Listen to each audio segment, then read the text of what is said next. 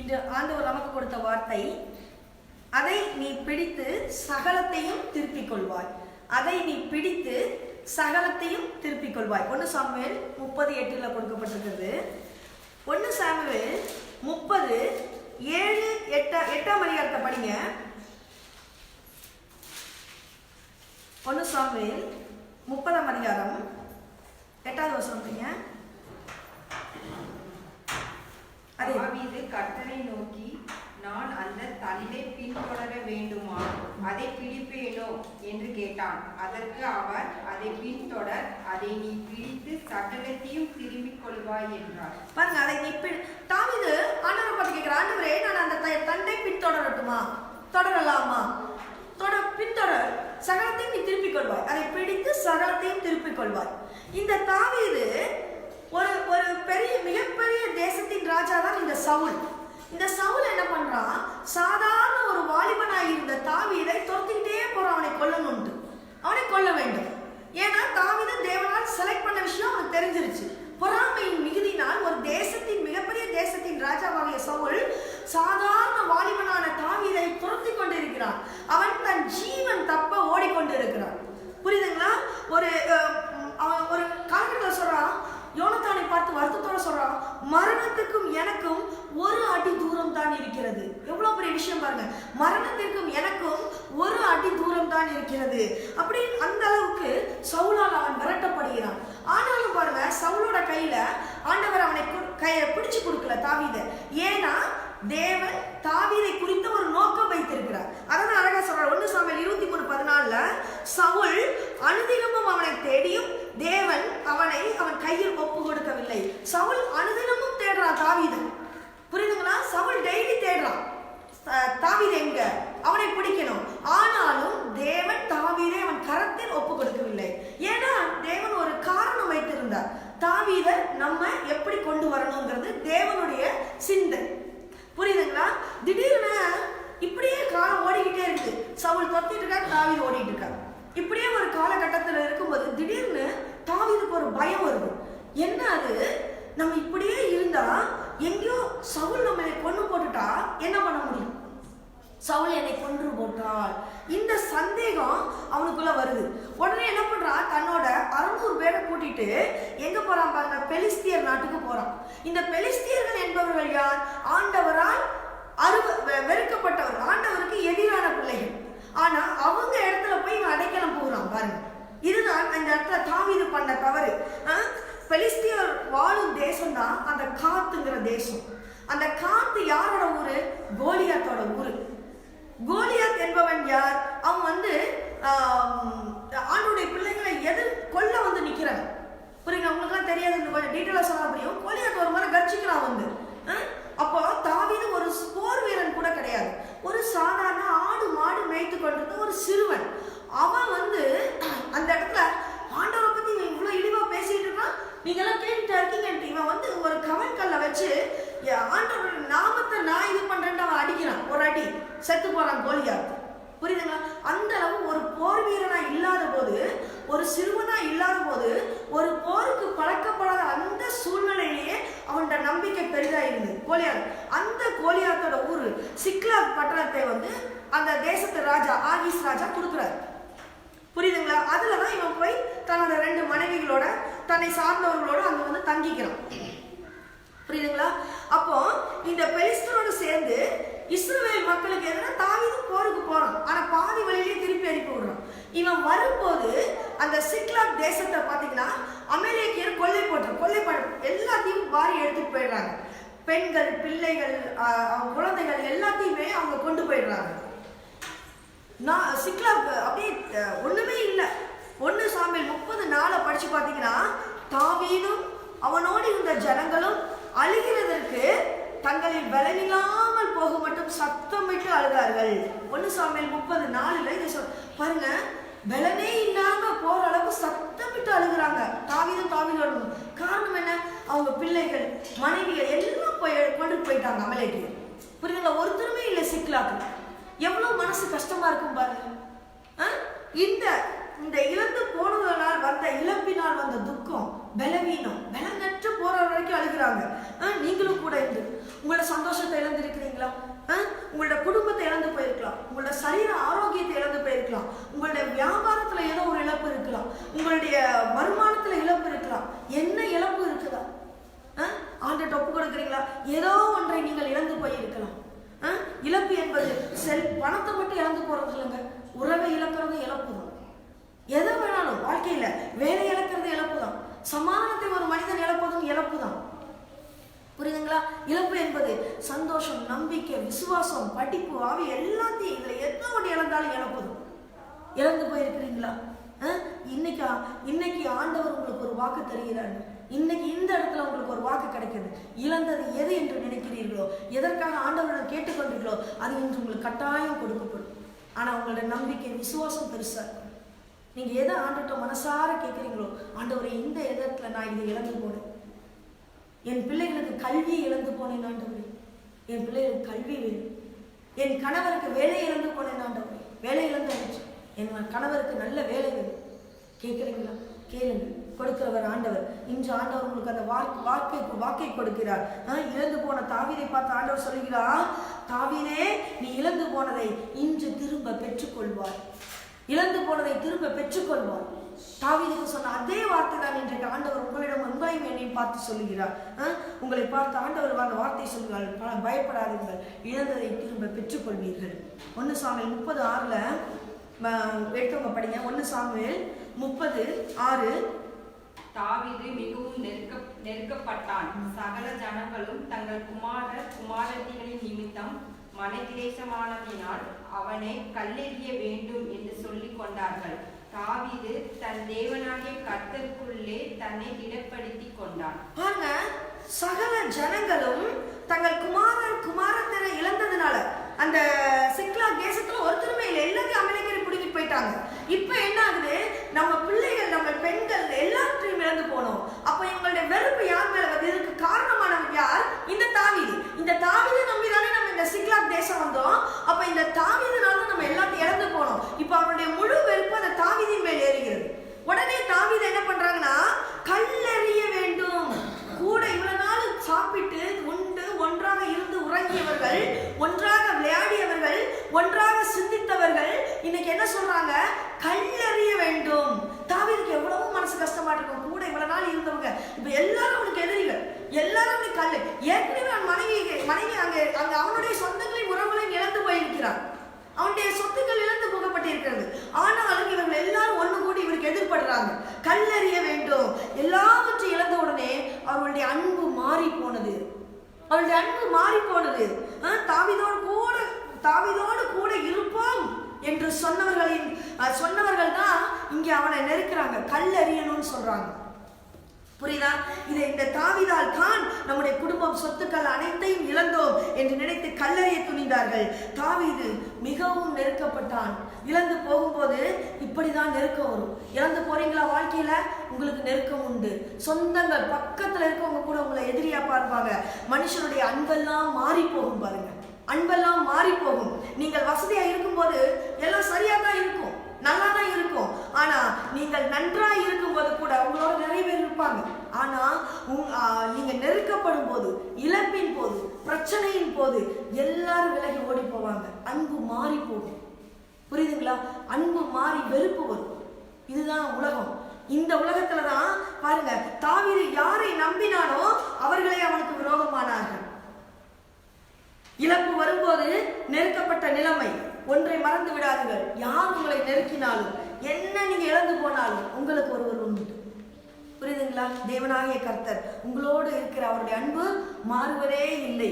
நெருக்கப்பட்ட சூழ்நிலையில் அப்பதான் பாருங்க, கர்த்தருக்குள் தன்னை திடப்படுத்தி கொண்டான். அந்த வார்த்தை வருது பாருங்க. அப்பதான் அந்த இடத்துல அவன் கர்த்தரை நோக்குறான். அப்பதான் ஆண்டவர் சொல்றாரு, பாருங்க 30:6 தாவீது தன் தேவனாகிய கர்த்தருக்குள்ளே தன்னை திடப்படுத்தி கொண்டான். சோர்ந்து போய் வந்திருக்கிறீங்களா? கர்த்தருக்குள் உங்களை திடப்படுத்தி கொள்ளுங்கள். புரியுதுங்களா? பிராண சிநேகிதரும் சத்துருக்களாய் மாறி போனார்கள். என்னை குற்றப்படுத்தும்படி பேசுகிறார்கள், ஆனாலும் என் மீட்பர் உயிரோடு இருக்கிறார். நீ சொன்னது யாருங்க? யோபு சொல்றான். யோபுக்கு அப்படிதான் கஷ்டம் வரும்போது ஃப்ரெண்ட்ஸ் எல்லாம் வந்து அவனை சொல்றாங்க, நீ என்ன பாவம் செஞ்சியோ ஆண்டுட்ட மண்டியிடு. எல்லாம் அன்னைக்கு இருந்த அன்பு இன்னைக்கு இல்ல, அன்பு மாறி போயிடுச்சு. இதுதான் உலகம். கர்த்தருக்குள் உங்களை திடப்படுத்தி சொல்லுங்கள். தாவீதோடு கூட கர்த்தர் இருந்தார். தாவீதோடு கூட இருந்து கர்த்தர் வழி நடத்தினார். ஆனாலும் அவன் இழந்து போனதின் காரணம் என்ன? யோசிங்க. தாவீது அவ்வளோ நேசிக்கிறாரு. எனக்கு நண்பனேங்கிறாரு, என்னோட சிநேகிதனேங்கிறாரு. தாவீதை பார்த்து எனக்கு மிகவும் இனியவன்ங்கிறாரு. அப்படி சொன்ன ஆண்டவர் ஏன் தாவீது அப்படி ஆண்டவரோட க்ளோஸ் ஆயிருந்த தாவீது ஏன் இதை இழந்து போனான்? ஏன் அவனோட இந்த இடத்துல அவனோட இதை இழந்து போனான்? 3 காரணம் சொல்றேன் பாருங்க. முதலாவது காரணம் அவனுடைய அவிசுவாசம். 1 சாமுவேல் 27:1 சொல்லுங்க, படிங்க. 1 சாமுவேல் 27:1. பின்பு தாவீது, நான் எந்த நாளிலாகிலும் ஒரு நாள் சவுலின் கையினால் மடிந்து போவேன். இனி சவுல் இஸ்ரவேல் எல்லைகளில் எங்கேயாவது என்னை கண்டுபிடிக்கலாம் என்கிற நம்பிக்கை அற்று போகும்படிக்கும், நான் அவன் கைக்கு நீங்களாய் இருக்கும்படிக்கும் நான் பெலிஸ்தரின் தேசத்திற்கு போய் தப்பிக்கொள்கிறதை பார்த்திலும் நலமான காரியம் வேறில்லை என்று தன் இருதயத்தில் யோசித்தான். பாருங்க, அவன் பாருங்க, நான் என்றாவது ஒரு நாள் சவுலின் கையினால் மடிந்து போவேன். அவனுக்கு சந்தேகம் வந்துருச்சு பாருங்க. இவ்வளவு நாள் ஓடி ஆண்டவர் காப்பாத்தலையா? ஆனா இப்ப அவனுக்கு எப்படி சந்தேகம் வந்துச்சு? நான் என்னைக்காவது ஒரு நாள் சவுலோட கையில மடிந்து போவேன். அவனை அசியூம் பண்ணிக்கிறேன். அவனா நம்புறான், நம்ம இன்னைக்கு செத்து போயிடுவோம், இவன் கையில கிடந்து செத்து போறதை விட நம்ம பெலிஸ்தியர்கிட்ட போய் அடைக்கலம் போறது நல்லது. அவனுடைய இருதயத்தின் யோசனை தவறா இருந்தது. அவனுக்குள்ள அவிசுவாசம் வேரூன்றியது. இந்த நேரத்தில் இவன் இந்த இடத்துல ஆண்டவர்கிட்ட கேட்கல. புரியுதுங்களா? அவனுடைய அவிசுவாசம் எந்த பாருங்க, ஆண்டவரின் நாமத்தை தூஷித்த பெலிஸ்தியன் அந்த கோலியாத், அவன் வாழுகிற தேசம், அங்க போய் நான் அடைக்கலம் போகிறான். எந்த பெலிஸ்தியனை எதிர்த்தானோ அந்த நாட்டிற்கு அவன் போகிறான். கோலியாத்தை கொல்ல முன்வரும் போது அவனை அவ்வளவு ஆண்டவருடைய நாமத்தை தூஷிக்கும் போது சிறுவனாய் இருந்த தாவீதின் நம்பிக்கை விசுவாசம் அன்று வேறு. அவனுடைய விசுவாசமான வார்த்தைகளை தேவன் கனப்படுத்தினார். புரியுதுங்களா? கோலியாத்தை எதிர்க்கும் போது அவன் சொல்றான், என் தேவன், என் தேவனுடைய நாமத்தை நீ தூஷித்தாய். அந்த விசுவாச வார்த்தையை தேவன் கனப்படுத்தினார். அவன் சும்மா கல்லெறியதுனால அவன் கோலியாத் சாகல. அவன் நல்ல ராட்சசன் அவன். ஆனால் தேவன் அவனுடைய விசுவாச வார்த்தையை கனப்படுத்தினார். நீங்க எனக்கு சாட்சி சொல்லுங்க. உங்களுடைய விசுவாச வார்த்தை யார் என்ன சொல்றாங்களோ இல்லையோ, மேடம் எனக்கு நீங்க தேவன் மேல நம்பிக்கை உண்டு சொன்ன வார்த்தை, அந்த வார்த்தையை தான் தேவன் கனப்படுத்துகிறார். புரியுதுங்களா? ஆடு மாடு மேய்த்து கொண்டிருந்த அந்த வாலிபன் தாவீதின் வார்த்தையை தேவன் கனப்படுத்தினார். 1 சாமுவேல் 17:37 பாருங்க, என்னை சிங்கத்தின் கைக்கும் கரடியின் கைக்கும் தப்புவித்த கர்த்தர் இந்த பெலிஸ்தீனுடைய கைக்கும் தப்புவிப்பார். எவ்வளவு அழகா சொல்றா பாருங்க. சிங்கத்தின் கைக்கும் கரடியின் கைக்கும் தப்புவித்த கர்த்தர் இந்த பெலிஸ்தீன் கைக்கும் தப்புவிப்பார் என்று ஆடு மாடு வைத்து கொண்ட சாதாரண சிறுவனாய் இருந்து சொல்ல முடிந்ததை ஏன் பல யுத்தங்கள் கண்ட பின்பும் பல என்ன சொல்றது, சவுலின் கைக்கு என்னை தப்புவிப்பார் என்று அவனுக்கு சொல்ல முடியல. பாத்தீங்களா? பல யுத்தங்கள் கண்ட போர் வீரன் இப்போது தாவீது. ஆனா இது இத்தனை போர்க்கலைகளை கத்து யுத்த வீரனாய் கண் முன்னாலேயே அவன் தப்பிக்கிறான். ஆண்டவரை காப்பாற்றுகிறார். இது எல்லாம் பார்த்ததுக்கு பிறகும் அவனால் அந்த விசுவாச வார்த்தையை சொல்ல முடியும். புரியுதுங்களா? அவன் இன்றைக்கு கர்த்தர் உன்னை என் கையில் ஒப்பு கொடுப்பார் என்று யார்கிட்ட சவால் விடுறாங்க? கோலியாத்துக்கு சவால் விடுறான் தாவீது. இன்னைக்கு ஆண்டவர் உன்னை என் கையில் ஒப்பு கொடுப்பார். இந்த வார்த்தையை தான் தேவன் கனப்படுத்தினார். அதே மாதிரி ஒப்பு கொடுத்தார். புரியுதுங்களா? அன்னைக்கு இருந்த விசுவாசம் இன்று எங்கே போயிடுச்சு? பல நேரங்களில் நமக்கு இப்படிதாங்க, சூழ்நிலையை பார்த்து விசுவாசத்தில் கலந்துடுறோம், சூழ்நிலையை பார்த்து விசுவாசத்தில் போயிடுறோம், போட்ட விட்டுறோம். விசுவாசமான வார்த்தைகள் நம்மிடம் வருவதில்லை. ஏதோ ஒன்று நடக்குதா பார்ப்போம், நடந்தா ஓகே, நடக்கலனா ஓகே இல்லை பார்ப்போம். விசுவாசமான வார்த்தைகளை ஆண்டவர் உங்கள் வாயிலிருந்து எதிர்பார்க்கிறார். நீங்கள் எதை விசுவாசிக்கிறீர்களோ அதுவே நடக்கும். அன்றதான் சொல்றாரு, உன்னை இந்த மலையை பார்த்து பெயர்ந்து போ அப்படின்னா நீ விசுவாசம் வச்சிருந்தா அது பெயர்ந்து போகும். சொன்னவர் வாக்கு மாறாதவர். விசுவாசம். தேவன் உன்னை இன்று என் கையில் ஒப்பு கொடுப்பார் என்ற விசுவாச வார்த்தையை தேவன் கனப்படுத்தினார். தாவீது இப்பொழுது சொல்லுகிறான், சவுலின் கையால் மடிந்து போவேன். இதே வார்த்தை தான் தாவீதோட வாயிலிருந்து வருது. அங்க விசுவாசம், இங்கே அவனோட வாயிலிருந்து புறப்படுகிற வார்த்தையின் அவிசுவாசம் பிரதிபலிப்பு. யோசிச்சு பாருங்க. சவுலின் கையினால் மடிந்து போவேன், இழந்து போக வேண்டிய சூழ்நிலை உருவாயிற்று.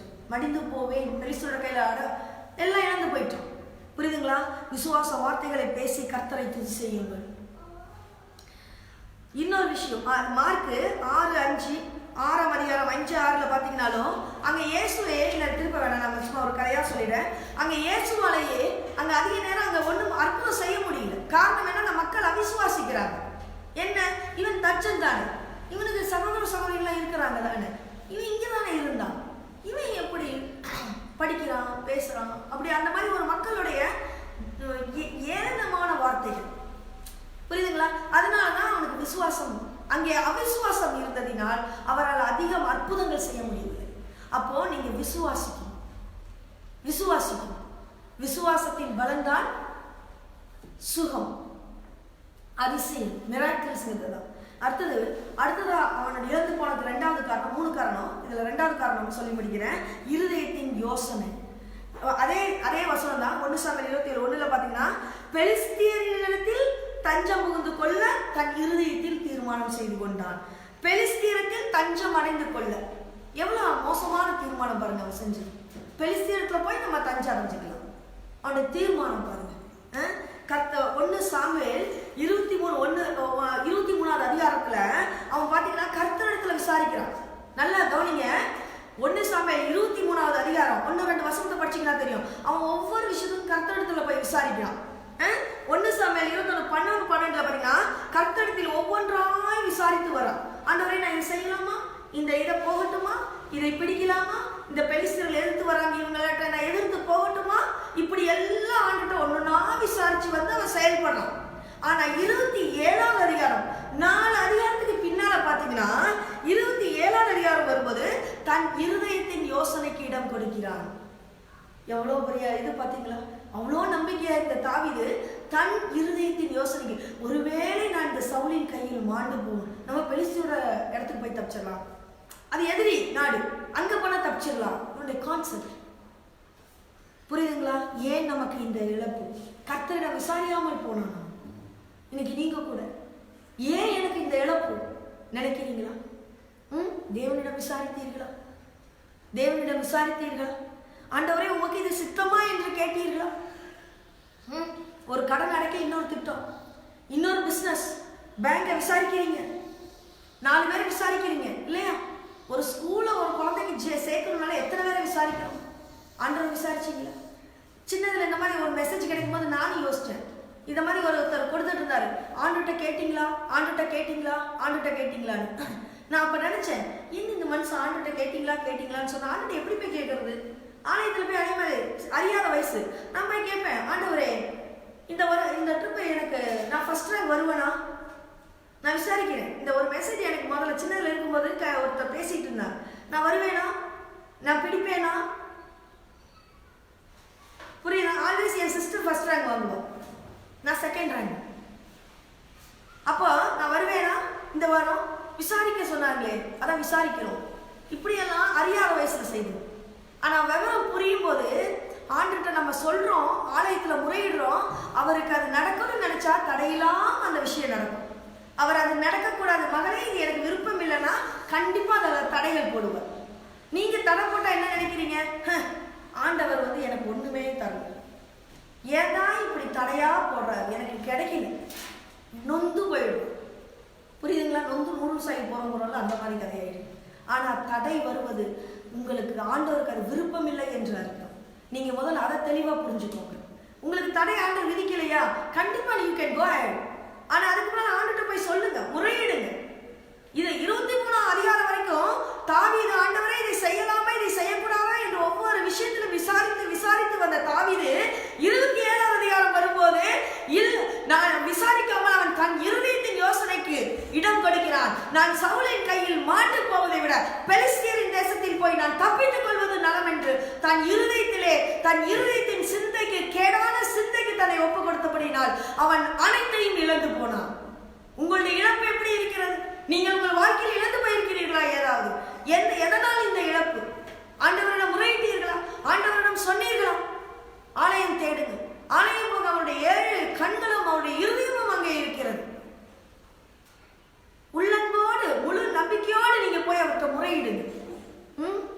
உடனே நாம் ஒரு குறுக்கு வழியை செயலாக்குறோம் பாருங்க. இன்னொரு விஷயம், குறுக்கு வழியை பார்த்தாங்க. மனுஷன் போய் நேரம் ஊழியக்காரன் போய் சார் பாஸ்டர் எனக்கு இதுக்காக ப்ரேயர் பண்ணிக்கோங்க அப்படி சொல்றோம். அவன் ப்ரேயர் பண்றாரு, நீங்க என்ன பண்றீங்க? நீங்க பண்ணணும்ல ப்ரேயர், நீங்க பண்றீங்களா? அங்க போட்டுட்டு இங்க வந்துடுறது. நீங்க உங்கள் முழங்கால்கள் முடங்க வேண்டும், உங்கள் இருதயம் அவரை சிந்திக்க, உங்கள் இருதயம் அவரை நோக்க வேண்டும், உங்கள் இருதயம் அவரை தியானிக்க வேண்டும், உங்கள் கண்கள் அவரை நோக்க வேண்டும். அப்பதான் எல்லாம் நடக்கும். உங்கள் இருதயத்தோடு உங்கள் குருவானவர் இருதயமும் ஒன்று சேரும். புரியுதுங்களா? யார் ஒருவன் ஒருத்தருக்காய் இன்னொரு மனமார்ந்து ஜெபிக்கும் போது இருவரின் இருதயத்தில் ஒரு இதை வந்து ஆண்டவர் கேட்கிறார். அதுதான் உண்மை. எங்க கிட்ட நீங்க ப்ரேயர் பண்ணுங்க மேடம் அப்படின்னு சொல்லிட்டு போனா அது நடக்காது. நீங்களும் ப்ரேயர் பண்ணணும், ஆண்டவரை நோக்க வேண்டும். கர்த்தருக்கு விருப்பம் இல்லை என்றால் ஏதாவது ஒரு வழியில அவர் தடுத்து விடுறாரு. மூணாவதாக கடைசியாக பிரியமில்லாத ஐக்கியம். அவன் பாருங்க எங்க போயிருக்கிறான் பாருங்க. 1 சாமுவேல் 29:1-2 வாசி பார்த்தீங்கன்னா, தேவனால் தெரிந்து கொள்ளப்பட்ட ஜனத்திற்கு எதிராக புறஜாதிகளோடு தேவனால் தெரிந்து கொள்ளப்பட்ட மனிதன் தாவீது எதிர்கொள்கிறான். கர்த்தருடைய பிள்ளைக்கு எதிராக செயல்படுற ஒரு கூட்டத்தில் போய் அடைக்கலம் போடுறாங்க. உங்களுடைய ஐக்கியம் எங்கே இருக்கிறது? நீங்க எங்க இருக்கிறீங்க? கர்த்தருடைய பிள்ளைகளோடு இருக்கிறீங்களா? விசுவாச வார்த்தை பேசுறவங்களோட இருக்கிறீங்களா? இல்ல குறை சொல்லிக்கிட்டே இருக்கிறவங்களோட நீங்க இருக்கிறீங்களா? நீங்க எந்த இடத்துல இருக்கிறீங்க? கர்த்தர் பார்க்கக்கூடிய இடத்தில் நீங்கள் இருக்கிறீர்களா? இழந்து போவதற்கு முன்னால உங்களையும் நீங்க யோசிங்க. மிரியாம் சொன்னால் மோசேவின் சொந்த சகோதரி, ஏன் அவனோட மோசையோட மட்டும் ஆண்டவர் பேசுவாரா? என்னோட பேச மாட்டாரா? யோசிங்க. மிரியாம் உடனே ஆண்டவர் அடிக்கிறாரு. என்னுடைய மகனை என்று சொன்னாய் குறை என்று குஷ்டத்தினால் அடிக்கிறார். குஷ்டரோகம் மிரியாமுக்கு வருது. மோசே வேண்டிக் கொள்கிறான், ஆண்டவரே என்னாலும் என் சகோதரி இரக்கம் வையும். நாம் பேசுவதை தேவன் கவனித்துக் கொண்டிருக்க. நீங்களா நினைக்கிறீங்க பேசுறது தேவனுக்கு தெரியாது என்று. நீங்கள் பேசுகிற ஒவ்வொரு வார்த்தையும் தேவன் கவனித்துக் கொண்டிருக்கிறார். அதனால நீங்க இப்ப டிசைட் பண்ணுங்க, உங்கள் நண்பர்கள் யார், உங்களை சுற்றியுள்ளவர்கள் யார், நீங்கள் யாரோடு இருக்க வேண்டும், என்ன பேச வேண்டும், எப்படி பேச வேண்டும், எல்லாவற்றையும் கவனித்து சிந்தித்து பாருங்கள். எல்லாம் நமக்கு பேசக்கூடிய நமக்கு ஒரு தண்டனை இல்லை, நம்ம நல்லா இருக்கிறோம் அப்படின்னு போய் மற்ற கிடைக்கிறவனையெல்லாம் பார்த்து சண்டை போடுறது வாழ்க்கை அல்ல. கிடைக்கிறவங்களையெல்லாம் பார்த்து ஏன் வியாக்கியானம் பேசுவது சண்டை வாழ்க்கை அல்ல. புரியுதுங்களா? வாயின் வார்த்தைகளை கவனித்துக் கொள்ளுங்கள். நீங்க பேசுறது ஒருவருக்கு மனது கஷ்டப்படுக்குதா, முடிஞ்ச அளவுக்கு நீங்க அந்த வார்த்தையை தவிர்த்து விடுங்கள், பேசாதீர்கள், மௌனமாயிருங்கள், ஆண்டவரிடம் போய் முறையிடுங்கள். உங்களுடைய இருதயத்தில் ஏதாவது வலி இருக்குதா, நீங்க இழந்து போனீங்களா, நான் சேரக்கூடாத இடத்துல சேர்ந்து என் வாழ்க்கை கெட்டு விட்டதா, உங்கள் பிள்ளையின் வாழ்க்கை கெட்டு விட்டதா, ஆண்டவரிடம் போங்க, முறையிடுங்க, ஆண்டவர் தருவார். நமது ஐக்கியம் எப்படிப்பட்டவர்களுடன்? தேவ பிள்ளைகளுக்கு விரோதமானவர்களுடன் இருக்கிறதா? எப்பொழுது இழந்து போனதை பெற்றுக்கொள்வீர்கள். 1 சாமுவேல் 30:8 சொல்லப்படுது, தாவீது கர்த்தரை நோக்கி, நான் அந்த தண்டை பின்தொடர வேண்டுமா, அதை பிடிப்பேனா என்று கேட்டார். அதற்கு அவர், அதை பின்தொடர், அதை நீ பிடித்து சகலத்தையும் திருப்பிக் கொள்வார். பாருங்க, இப்போ தாவீது தான் செய்த தவறு தெரிஞ்சிச்சு. நம்ம ஆண்டுகிட்ட விசாரிக்காம போயிட்டோம், இப்ப விசாரிக்கிறான். ஆண்டவரே, நான் அந்த படையை பின்தொடரட்டுமா, அந்த அமலேக்கியர்கள் பின்தொடரட்டுமா? இப்ப ஆண்டு சொல்றாரு, நீ பின்தொடர், அதை திருப்பி எல்லாத்தையும் நீ மீட்டுக் கொள்வார். இதுதான் ஆண்டு உங்ககிட்ட எதிர்பார்க்க. ஒவ்வொரு விஷயத்தையும் ஆண்டவர் தேடு, ஆலயம் போகும், ஆண்டுகிட்ட கேளு. ஆண்டவரே, தாவீது தன் தவறை உணர்ந்தான், அவன் கண்கள் கர்த்தரை நோக்கியது, அவருடைய சித்தத்திற்கு அடிபணினான், அவருடைய வார்த்தைக்காய் காத்திருந்தான், இழந்த அனைத்தையும் பெற்றுக்கொண்டான். இன்னைக்கு நீங்களும் உங்க வாழ்க்கையில் இழந்து போயிருக்கீங்களா? அனைத்தையும் பெற்றுக்கொள்ள வேண்டுமா? ஆண்டுகிட்ட போங்க, விசாரிங்க. ஒவ்வொரு விஷயத்தையும் இரவு பிரேயர்ல நன்றியோட சொல்லுங்க, ஆண்டவரே, இந்த நாள் முழுவதும் என்னை நடத்தினேன், என் குழந்தைகளை நடத்தினேன், என் கணவரை நடத்தினேன், எந்த ஆபத்தும் இந்த ரோட்டில் நடப்பது, எத்தனை ஆக்சிடென்ட்ஸ், எந்த ஆபத்தும் இல்லாமல் என் குடும்பத்தை காத்து வந்தீர். நாளைக்கு என் கணவர் இந்த வேலையை செய்ய போகிறார், உமக்கு சித்தம் இருந்தால் செய்யும். நான் இந்த வேலையை போகிறேன், என் குடும்பம் இப்படி இருக்கிறது, சித்தம் கேளுங்க, ஜெபம் ஆண்டுகிட்ட முழு இருதயத்தோடு உங்கள் இருதயத்தை ஊற்றி ஒப்புக்கொடுங்க. அதை இழந்த அத்தனையும் நீங்கள் பெற்றுக்கொள்வீர்கள். ஜெபம் செய்வோம்.